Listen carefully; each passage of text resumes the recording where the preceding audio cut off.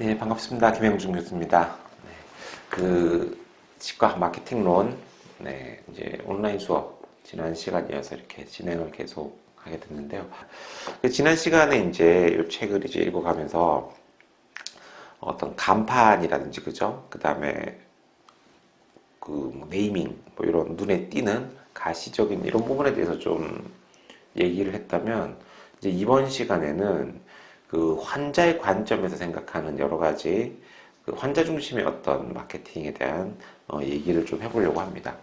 그래서 제가 이것도 이제 고민이에요. 예전에 또 요 모니터에 또 이렇게 띄워놨는데 어차피 잘 안 보이더라고요. 그래서 제가 아예 중간중간에 여기다가 화면에 좀 띄워드릴게요. 예, 이미지를. 그래서 이제 책하고 이미지를 조금 같이 보시면 될 것 같고, 이 수업을 하기 전에 기본적으로 이 책의 어떤 내용을 좀 읽으세요. 내용이 그렇게 길지가 않아요. 그렇기 때문에 미리 읽고 보시면은 조금 도움이 될 것 같습니다. 그래서 이제 제일 처음에 이 책에 보면 나오는 게 몇 쪽입니까?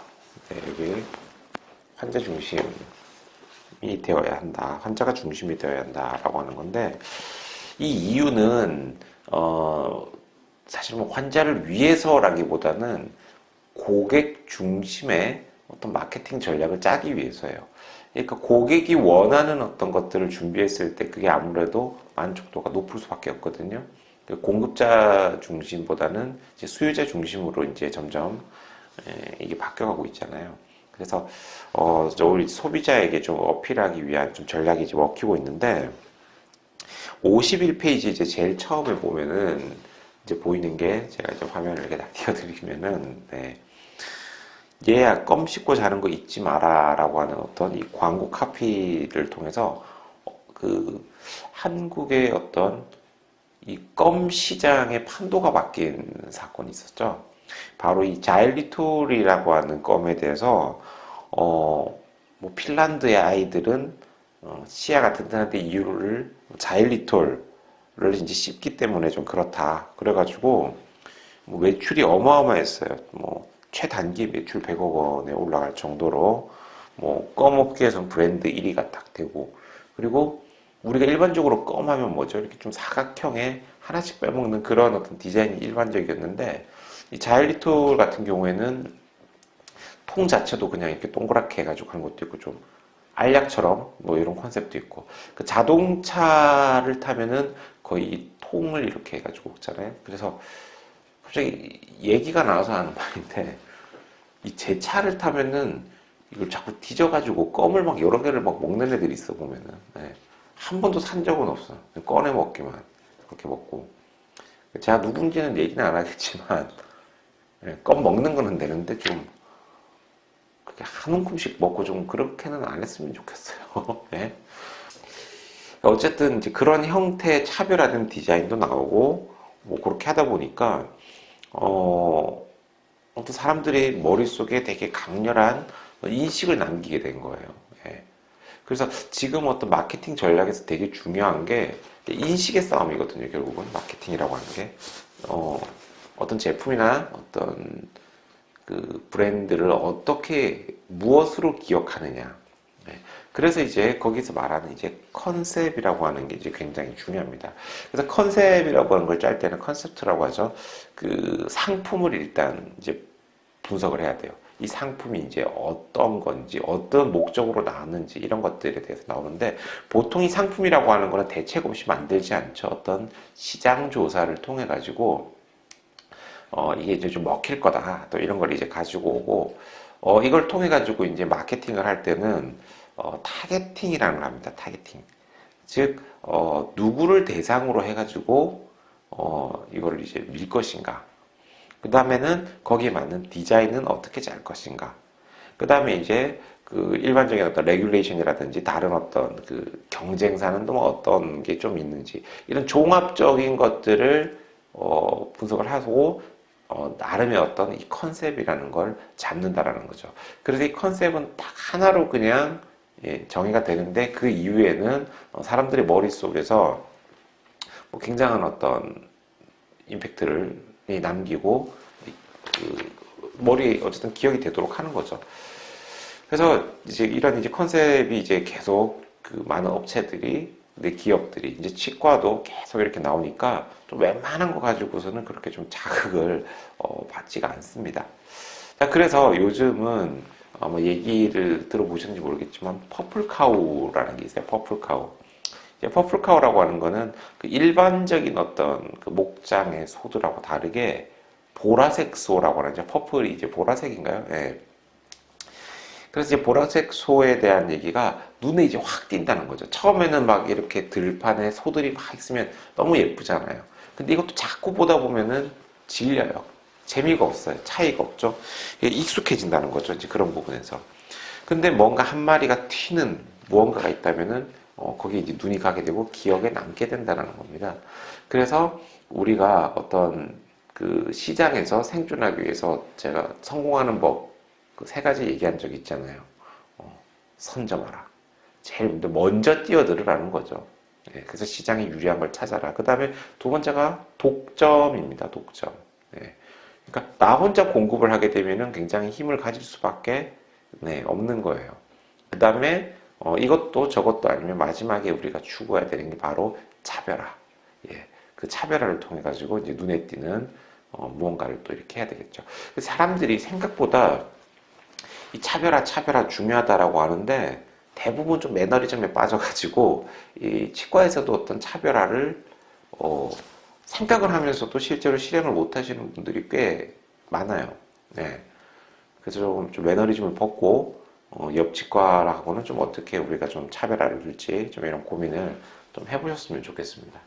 자, 제가 이제 처음 말했던 이제 선점, 독점에 대한 얘기는 어떤 부분이냐면은 이제 먼저 이제 시장을 장악하는 거예요. 선점 같은 경우에는. 그러면 선발주자가 있고 후발주자가 있죠. 근데 임플란트 같은 경우에도 이제 선발주자들이 있습니다. 예를 들어서 뭐 브레네마 같은 임플란트는 지금 뭐 거의 역사가 60년 가까이 되어가고 있죠. 그래서 선점을 했기 때문에 이 원조, 오래된 역사, 이거는 후발주자가 절대 따라잡을 수가 없어요, 이거는. 그리고 그 원조라고 하는 이미지가 워낙에 강하기 때문에 그게 어쨌든 기준이 된다는 거죠. 그래서 콜라 같은 경우에도 정말 펩시콜라가 굉장히 노력을 하지만 이 코카콜라의 이 선점에 의한 어떤 이런 아성을 넘기는 아마 역부족일 겁니다. 이게 어떤 부분에서. 저는 개인적으로 펩시콜라를 더 좋아해요. 제 입에는 맞더라고요. 그리고 저는 이게 블라인드 테스트 하면 이게 펩시인지 콜라인지, 저기 코카콜라인지 알 수 있는데, 그래도 구분을 못하는 사람도 꽤 있다고 그러더라고요. 조금 펩시콜라가 약간 좀 더 단맛이 난다고 해야 되나요? 아무튼 좀 그런 것 같아, 약간은. 그래서 이제 그런 어떤 선점에 대한 부분. 근데 이제 독점이라고 하면은 좀 요즘 이제 말이 많이 나오는 게 있죠. 그 배달의 민족. 네. 그 이제 배달의 민족이 이제 독점 시장이다 보니까 이제 수수료의 규칙을 바꾼 거예요. 옛날에는 이제 매월 얼마 이렇게 내던 걸 이제는 건당 얼마씩 이렇게 받으니까 좀 너무하지 않는가. 그래서 이게 어찌 보면은 독점의 횡포일 수도 있어요. 이게 표현하기에 따라서 독점의 횡포. 바꿔 얘기하면은 어떤 독점의 그 큰 어떤 이익. 그래서 이게 어떤 자유와 평등이라고 하는 민주주의에서는 항상 이제 고민이 되는 거예요. 이 시장을 규제를 하자니 뭔가 좀 자유에 대한 게 좀 제약이 되고 자유롭게 놔두자니 이게 너무 이게 좀 걷잡을 수 없어지고 그래서 좀 어떤 적절한 개입이 필요한데 이 개입의 어떤 정도가 많은 경우가 있고 적은 경우가 있고 이거에 따라서 또 운영의 묘가 달라지게 되겠죠. 자, 그래서 이제 이런 얘기를 했고, 이제 차별화에 대한 얘기를 하면서 제가, 퍼플카우라고 하는 걸 좀 얘기를 했어요. 그래서 요거는 또 어떤, 상식 용어로도 쓰이기 때문에 여러분들도 나중에 좀 차별화된 치과 위생사가 되기 위해서는 좀 어떤 걸 해야 될까? 한번 쉽게 생각해 보세요. 대부분 취업할 때 그냥 이력서, 자소서 이렇게 내잖아요. 이력서, 자소서 이렇게 내고 이제 땡인데, 나는 좀 차별화된 걸 좀 무엇을 낼까라고 했을 때, 자기 소개에 대한 어떤 포트폴리오 같은 거 만들어 오는 애들이 있어요. 한 10장 정도도 있고 뭐 서너 장도 있지만 자기의 어떤 성장 과정부터 이 학교에서 뭘 했고 뭘 배웠고 뭘 잘하고 자기 성격이 어떻고 이걸 이제 막 면접관한테 막 어필하는 거예요. 그래서 저라면 그런 포트폴리오를 준비해 오는 신입이면은 일단 무조건 뽑을 것 같아요. 어차피 신입은 뽑기인데 얘는 좀 독특하잖아요, 그죠? 그래서 제가 지금 이제 고민을 하고 있어요. 이게 온라인 영상 강의인데 이게 숙제를 낼까 말까 지금 한번 그래도 숙제를 너무 안 냈죠 제가. 예, 퀴즈 하나만 이렇게 냈는데 숙제라도 좀 하세요. 숙제는 여러분들 포트폴리오를 좀 만들어 보세요. 포트폴리오. 예. 그러니까 이거는 내가 치과에 제출하는 용도라고 생각을 하고 포트폴리오를 만들어 가지고 제가 어쨌든 숙제로 하겠습니다. 그래서 이제 병원에 제출했을 때 얘 좀 뽑고 싶은데 뭐 이런 느낌이 들게끔 이렇게 좀 만들도록 했으면 좋겠어요. 자, 이제 컨셉에 대한 얘기를 이제 하죠. 아까 상품의 어떤 여러 가지 이제 특징이라든지 디자인, 타겟 이런 것들을 정한 뒤에 이제 컨셉을 잡는 겁니다. 그 되게 웃긴 얘기가 하나 있습니다. 지금은 이제 코로나 때문에 이탈리아를 가면 안 되죠. 근데 이게 이탈리아에 가면은 되게 유명한 탑이 있습니다. 저는 아마 세계에서 제일 유명한 탑 꼽으라면 몇 개가 좀 있죠. 프랑스 하면 떠오르는 또 에펠탑 있는데 이탈리아 하면 떠오르는 탑이 뭐가 있습니까? 네. 피사의 사탑 있죠. 피사의 사탑 여기 책에도 나옵니다. 여기 왜 없어?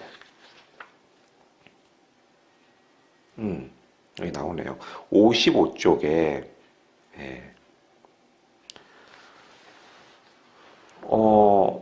훨씬 더 웅장한 다른 시설물들이 있는데 피사의 사탑은 특징이 하나 있죠. 이게 탑이 기울어져 있잖아요. 기울어져 있어요. 근데 이 탑이 원래 처음부터 기울어진 상태를 만들려고 했던 게 아니에요. 바로 이렇게 올렸는데 이게 그 지반이 약해가지고 약간 기울어지기 시작한 거예요. 그래서 더 이상 안 기울게끔 막 보강 공사를 하고 뭐 하고 했는데 또 특이한 건 제일 위에 전망대 위쪽은 또 바로 세워놨어요. 네. 근데 이게 부실 공사가 아니라 어떻게 했죠? 네. 기울어진 탑이라는 거를 와 얘들은 되게 뻔뻔하게 부실 공사를 그런 식으로 컨셉을 잡은 거예요. 그러니까 그게 금방 이제 유명해지는 거예요. 기울어진 탑이 있는데 가볼까 해가지고 관광객들이 엄청 모이고 하니까 이제 그게 이제 어떤 컨셉이 돼버린 거죠. 그래서 컨셉이라고 하면 참 특이한 게 우연히 발견되는 경우도 꽤 많습니다. 책에는 나오지 않지만 그 일본에 그 아오모리현이라는 곳이 있어요. 그래서 거기서 옛날에 어떤 일이 있었냐면은 이제 태풍이 불어가지고 농작물 피해가 엄청 컸던 적이 있습니다. 농작물이. 그러니까 뭐 사과밭을 덮쳤는데 사과가 이제 다 떨어지는 거지. 예. 그럼 이제 흉작이잖아요. 흉작. 네.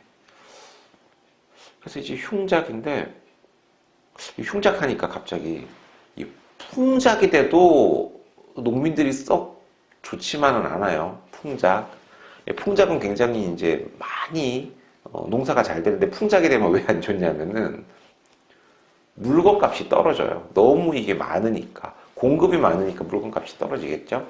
반면에 이제 흉작은 다 날아가가지고 이제 팔 게 없어서. 그래서 뭐 흉작보다는 이제 풍작이 이제 좋은 건데 뭐든 적당한 게 좋죠. 이제 우리나라에서는 이제 특이한 게 그 구매를 일부러 농민들 거를 국가가 좀 매수를 해주죠. 좀 사주는데 그 큰 역할을 하는 곳이 어디냐면은 군대가 그래요. 군대. 이제 군대에 이제 군인들은 이제 의무복무고 뭐 밥이나 먹을 거 이제 주는 대로 받고 하다 보니까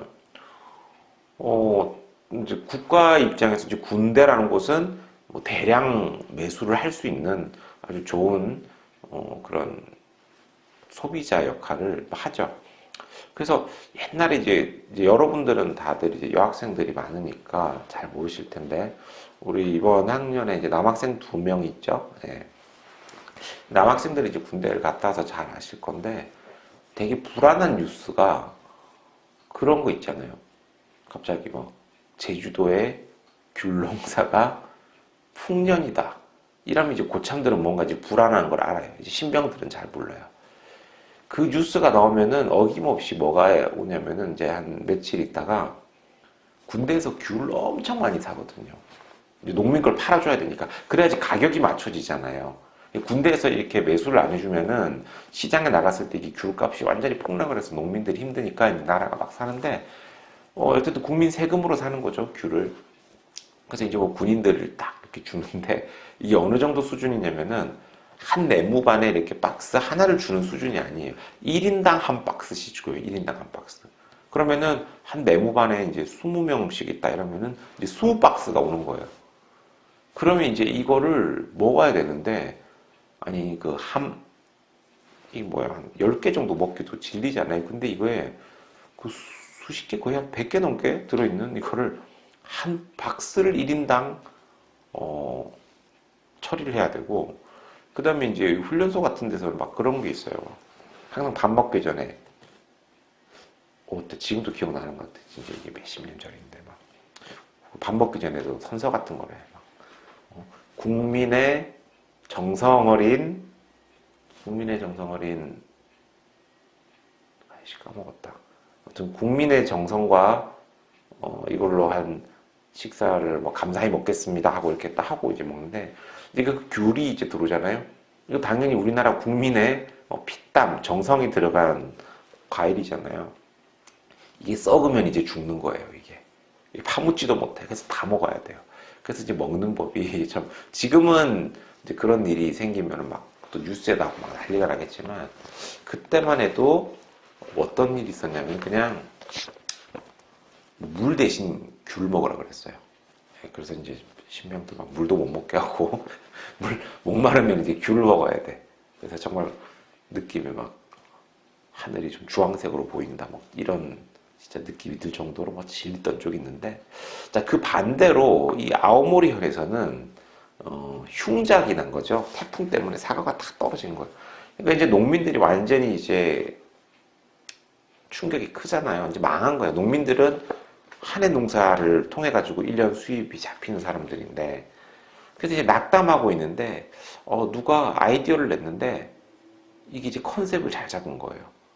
무슨 의미냐면은, 이제 사과 같은 경우에는 그 익기 전에 거기 스티커 같은 걸 붙여서 햇빛을 못 받으면 그 부분이 이제 노랗게, 어찌 보면은 그 물이 안 들죠.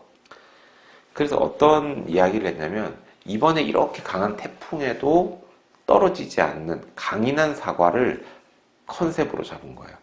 그래서 떨어지지 않는다. 시험에 떨어지지 않는다. 그래서 어떤 합격 사과라고 하는 컨셉을 정해서 이거를 몇 배나 비싸게 판 거예요. 그냥 합격이라는 이유로. 그래서 이게 정말 수험생들한테 이걸 이제 선물로 주는 문화가 생겨버리니까 이게 몇 배나 비싼데도 사람들이 사게 되고, 오히려 흉작인데도 사과가 적은데도 돈을 더 벌게 됐다라는 거죠. 그만큼 이 컨셉, 의미라고 하는 건 중요합니다, 이게. 네. 그래서 이런 사례도 있고, 그 다음에 제가 그 다음 보여드리는 이제 사진이 어떤 거냐면은 굉장히 좀 아름다운 풍경의 휴양지 같죠. 네, 여기가 어디냐면은 강원도에 위치한 강원랜드예요, 강원랜드. 자, 그런데 이 강원랜드가 뭐 하는 데인지 알죠? 가시면 안 돼요.